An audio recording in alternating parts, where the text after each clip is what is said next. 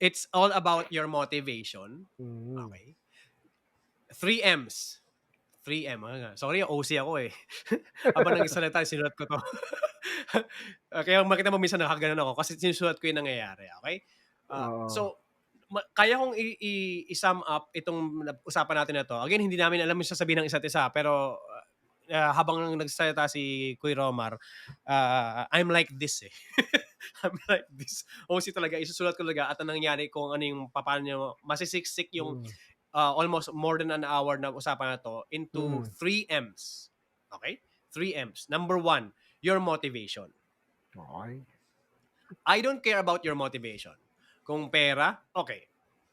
Kung love of what you do, okay. Kung wala ka kasing magawa ngayon, gusto mo lang may gawin, okay. Hmm. 'Di ba?